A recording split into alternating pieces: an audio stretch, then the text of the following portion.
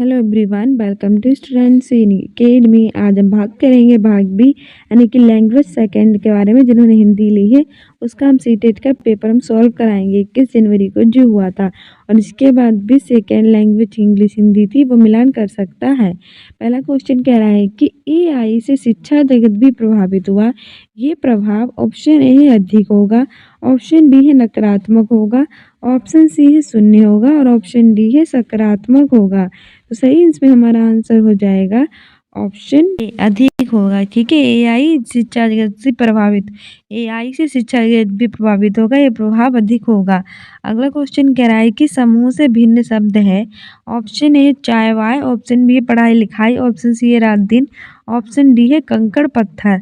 इसमें हमारा सही आंसर हो जाएगा ऑप्शन है चाय वाय। तक चाय वाय का कोई अपना आंसर तो नहीं है। अगला क्वेश्चन कह रहा है कि एआई का अर्थ है, हम एआई बोलते रहते हैं कि एआई ने क्या, एआई ने वो क्या, एआई का एक फुल फॉर्म है, अर्थ होता क्या है।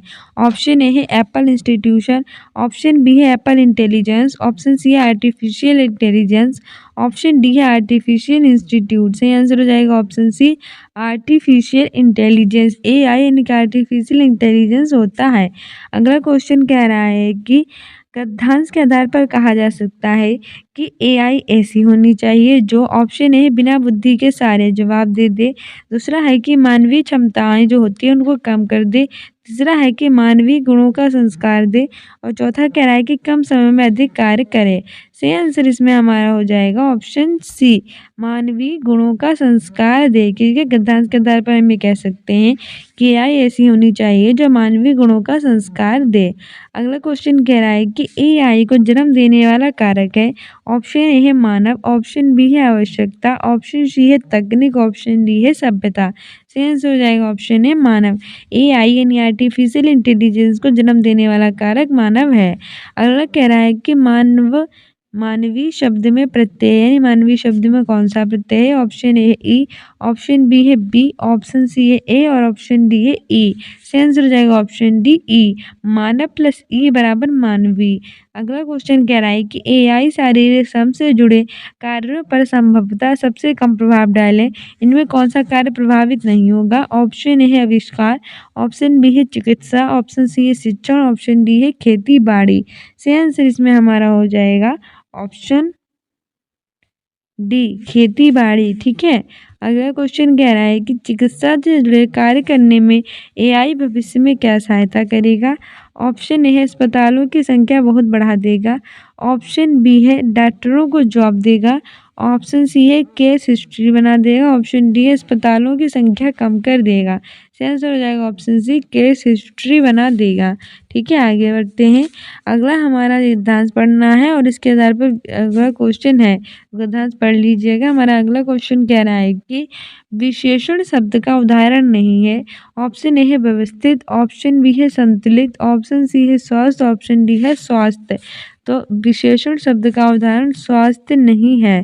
ठीक है, स्वास्थ्य व्यक्ति, संतुलित आहार, व्यवस्थित घर, इन सबसे विशेषण विशेष बन जाएगा पर स्वास्थ्य से नहीं बनेगा, तो ऑप्शन डी सही हो जाएगा।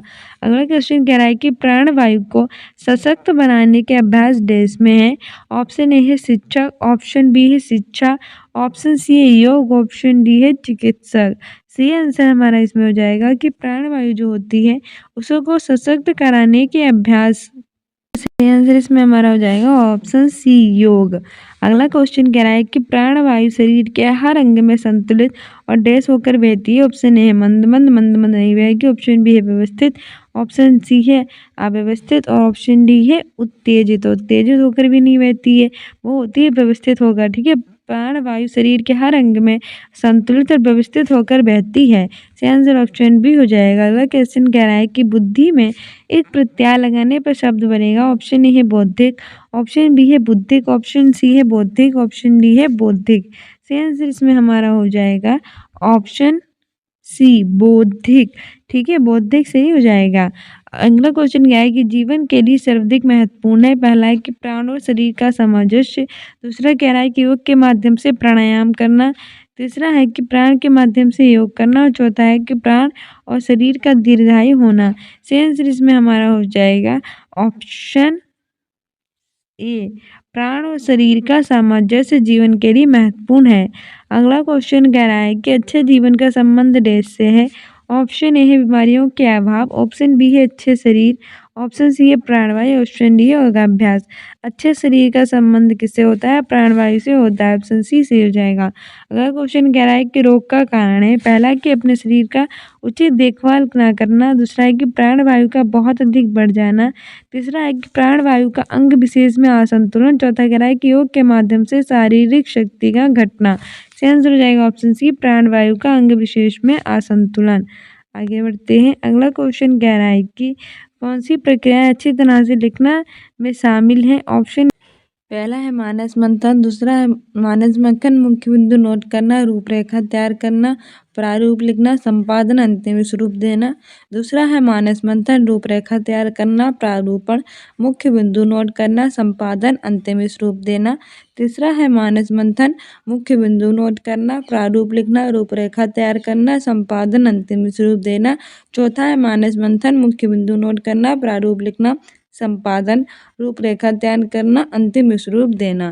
तो इसमें हमारा सही आंसर हो जाएगा ऑप्शन ए। सबसे पहले किया जाता है, फिर मुख्य बिंदु नोट किए जाते हैं, फिर रूपरेखा तैयार की जाती है, फिर प्रारूप लिखते हैं, संपादन होता है, फिर अंतिम स्वरूप देते हैं। ठीक है। अगला क्वेश्चन कह रहा है कि निम्नलिखित में से त्रिभाषा संबंध अगला क्वेश्चन कह रहा है कि निम्नलिखित में से त्रिभाषा सूत्र के संबंध में कौन सा कथन सही है? पहला है कि सभी बच्चे अपनी विद्यालय शिक्षा की भाषा में शुरू करते हैं और 10वीं पूरी करने तक कम से कम 2 और भाषाएं सीखते हैं। दूसरा कह रहा है कि सभी बच्चे अपनी विद्यालय शिक्षा अंग्रेजी माध्यम घर की भाषा में शुरू करते हैं और 10वीं पूरी करने तक कम से कम 2 और भाषाएं सीखते हैं। तीसरा कह रहा है कि सभी बच्चे अपनी विद्यालय शिक्षा अपने राज्य की भाषा में शुरू करते हैं और 10वीं पूरी होने तक कम से कम 2 और भाषाएं सीखते हैं। और चौथा कह रहा है कि सभी बच्चे अपनी विद्यालय शिक्षा राजभाषा हिंदी में शुरू करते हैं। तो सही आंसर इसमें हमारा हो जाएगा ऑप्शन ए। ये जितने भी बच्चे होते हैं वो अपनी विद्यालय शिक्षा मातृभाषा घर की भाषा में शुरू करते हैं और 10वीं पूरी होने का 2 और भाषाएं सीख लेते हैं। ठीक है। अगला क्वेश्चन कह रहा है कि घोषणात्मक ज्ञान क्या है? ऑप्शन ए है कि किसी व्याकरणिक तत्व पर कैसे कार्य किया जाए यह जानना, दूसरा है कि किसी भाषा के शब्द का उच्चारण करना जानना, तीसरा है कि व्याकरणिक तत्वों के बारे में ज्ञान, और चौथा है कि व्याकरणिक तत्वों में त्रुटि की पहचान करना सीखना। तो इसमें हमारा सही आंसर हो जाएगा ऑप्शन किसी व्याकरण तत्व पर कैसे कार्य किया जाना जाए ये जानना। ठीक है। अगला क्वेश्चन कह रहा है कि सामाजिक विज्ञान की कक्षा में शिक्षार्थी कक्षा में दिए जा रहे वक्तव्य से मुख्य बिंदु समझने की कोशिश कर रहे हैं और मुख्य बिंदु लिख रहे हैं। ये कौशल कौन सा है? ऑप्शन ए है संज्ञानात्मक कौशल, ऑप्शन बी है अध्ययन कौशल, ऑप्शन सी है श्रवण कौशल, ऑप्शन डी है लेखन कौशल। सही आंसर हो जाएगा ऑप्शन ए संज्ञानात्मक कौशल। अगला क्वेश्चन कह रहा है कि अधिगम प्रतिफल शिक्षार्थियों को समर्थ बनाते हैं। ऑप्शन ए है भाषागत तथ्यों को मापन के संदर्भ में प्राप्त करना, ऑप्शन बी है व्याकरणिक ज्ञान को मापन के संदर्भ में प्राप्त करना, तीसरा है दक्षताओं को मापन के संदर्भ में प्राप्त करना और चौथा है सभी कौशलों के अधिगम के न्यूनतम स्तरों को प्राप्त करना। सही आंसर इसमें हमारा हो जाएगा ऑप्शन सी दक्षताओं को मापन के संदर्भ में प्राप्त करना। ठीक है। आगे बढ़ते हैं। अगला क्वेश्चन कह रहा है कि कक्षा 8 की अध्यापिका एक पाठ्य सामग्री के 5 वाक्यों को 2 बार अंग्रेजी में पढ़ती है और शिक्षार्थियों को ध्यानपूर्वक सुनने के लिए कहती है। इसके बाद शिक्षार्थियों को 4-4 के समूह में काम करने के लिए कहती है और पढ़ी गई पाठ्य सामग्री का पुनर्लेखन करें जो एकदम भूल जैसा ना हो। इस गतिविधि को क्या कहेंगे? ऑप्शन ए है श्रवण कार्य, ऑप्शन बी है लेखन कार्य, ऑप्शन सी है अनुच्छेद श्रुतलेख, ऑप्शन डी है सामूहिक श्रुतलेख। सही आंसर हो जाएगा ऑप्शन डी सामूहिक श्रुतलेख। अगला क्वेश्चन कह रहा है कि कक्षा 7 का विद्यार्थी एलम कन्नड़, मराठी, हिंदी और अंग्रेजी 4 भाषाएं जानता है। घर में जब अपने माता पिता के साथ बात करता है प्रभाव के साथ चारों भाषाएं बोलता है और विद्यालय में वह हिंदी, कन्नड़ तथा अंग्रेजी बोलता है। क्योंकि उसके मित्र व अध्यापकों को ही भाषाएं आती हैं, इस स्थिति को किस रूप में जाना जाएगा? ऑप्शन ए अंतर्भाषा, ऑप्शन बी है परभाषिक, ऑप्शन सी है कोडजाल, ऑप्शन डी है कोड से आगे जाना। से आंसर हो जाएगा ऑप्शन बी पारिभाषिक योग्यता। अगला क्वेश्चन कह रहा है कि निम्नलिखित में से कौन सी विधि भाषा अधिगम के लिए ड्रिल और भाषा के औपचारिक गुणधर्म में निपुणता को आवश्यक रूप से तरह की अनुशंसा करती है। ऑप्शन ए है कुल भौतिक प्रतिक्रिया, ऑप्शन बी है श्रव्य भाषा बाद, ऑप्शन सी है संप्रेषणात्मक भाषा शिक्षण, ऑप्शन डी है व्याकरण अनुवाद विधि। से आंसर हो जाएगा ऑप्शन बी श्रव्य भाषा बाद। अगला क्वेश्चन कह रहा है कि कक्षा 6 की अध्यापिका शब्दावली श्रवंत करने के लिए चम्मच, प्लेट, डिब्बे, परात कक्षा में लेकर आती है और वह रसोई में इस्तेमाल होने वाली वस्तुओं का विवरण लिखना चाहती है। भाषा शिक्षण के संदर्भ में उन वस्तुओं में इन्हें दिखाकर वह रसोई में इस्तेमाल होने वाली वस्तुओं का विवरण लिखना चाहती है। वह शिक्षण के संदर्भ में वस्तुओं को क्या कहेंगे? ऑप्शन ए है वास्तविक जीवन के कार्य, ऑप्शन बी है शिक्षण सामग्री, ऑप्शन सी है वास्तविक वस्तुएं, ऑप्शन डी है खाना पकाने के बर्तन। से आंसर हो जाएगा ऑप्शन सी वास्तविक वस्तुएं। अगला क्वेश्चन कह रहा है कि भाषा शिक्षा पर राष्ट्रीय शिक्षा नीति 2020 के संदर्भ में कौन सा कथन सही नहीं है? ऑप्शन ए है कि त्रिभाषा सूत्र के अंतर्गत भाषा के रूप में अंग्रेजी भाषा का अध्ययन, दूसरा कह रहा है कि त्रिभाषा सूत्र के रूप में शास्त्रीय भाषा का अध्ययन, तीसरा कह रहा है कि त्रिभाषा सूत्र के अंतर्गत मातृभाषा घर की भाषा का अध्ययन, चौथा कह रहा है कि त्रिभाषा सूत्र के अंतर्गत भारतीय भाषाओं का अध्ययन। तो नहीं पूछा है तो इसका आंसर ऑप्शन बी हो जाएगा। त्रिभाषा सूत्र में शास्त्रीय भाषा का अध्ययन इसके बारे में बात नहीं की है, जबकि अंग्रेजी भाषा का अध्ययन घर की भाषा और भारतीय भाषाओं के अध्ययन की बात कर रहा है। अगला क्वेश्चन कह रहा है कि नीचे दिए गए प्रश्न को पढ़ें और पता करें ये प्रश्न किस प्रारूप यानी कि टाइपोलॉजी का है। छोटी बालिका की कहानी पढ़ने के बाद उसके दुखों और कठिनाइयों का सामना करने वाले साहस को महसूस कीजिए। आप उस लड़की को उसकी प्रशंसा के लिए पत्र लिखना चाहेंगे। लगभग 120 शब्दों में पत्र लिखिए। पहला है विमर्श संबंधी प्रश्न, ऑप्शन बी है अभिव्यक्ति परक प्रश्न, ऑप्शन सी है दीर्घोत्तरीय प्रश्न, ऑप्शन डी है पाठ का विस्तार करने वाला प्रश्न। तो सही आंसर हो जाएगा ऑप्शन बी अभिव्यक्ति परक प्रश्न। ठीक है, कौन सा प्रश्न है? अभिव्यक्ति परक प्रश्न है। अगला क्वेश्चन कह रहा है कि यहाँ एक ऐसी स्थिति दी जा रही है जहाँ विद्यार्थियों को विषय के प्रति समझ बनाने के लिए विषय के विपरीत वाले दृष्टिकोण से परिचित करवाया जाता है। इस प्रक्रिया द्वारा विद्यार्थियों में किसके विकास का प्रयास किया जा रहा है? ऑप्शन ए है साक्षरता विकास, ऑप्शन बी है समालोचनात्मक विकास, ऑप्शन सी है प्रक्रिया आधारित शिक्षण शास्त्र, ऑप्शन डी है समालोचनात्मक साक्षरता। साक्षरता। से आंसर हो जाएगा ऑप्शन बी समालोचनात्मक विश्लेषण। अगला क्वेश्चन कह रहा है कि परभाषा व्यवहार क्या है? ऑप्शन ए कि विद्यालय में कितनी भाषाएं पढ़ानी चाहिए, इस मुद्दे पर शिक्षा नीति में भाषा है। ऑप्शन बी है भाषाओं के शिक्षण अधिगम के दौरान एक भाषा से दूसरी भाषा में व्यवहार करने से संबंधित। तीसरा है कि भाषाएं किस तरह से एक समय अवधि के दौरान अपना रूप बदलती हैं।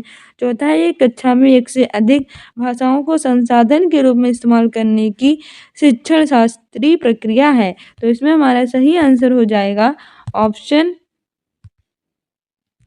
डी, एक कक्षा में एक से अधिक भाषाओं को संसाधन के रूप में इस्तेमाल करने की शिक्षण शास्त्रीय प्रक्रिया है। अगला क्वेश्चन कह रहा है कि भाषा अधिगम के बारे में कौन सा कथन सही है? पहला है कि प्रथम भाषा अधिगम और द्वितीय भाषा दोनों पूरी तरह से अलग अलग है। दूसरा कह रहा है कि सहजात प्रथम भाषा का ज्ञान द्वितीय भाषा के अधिगम में अवरोध डालता है। तीसरा है कि सहजात प्रथम भाषा के ज्ञान का द्वितीय भाषा अधिगम से कोई लेना देना नहीं है। और चौथा है कि सहजात प्रथम भाषा का ज्ञान द्वितीय भाषा के अधिगम को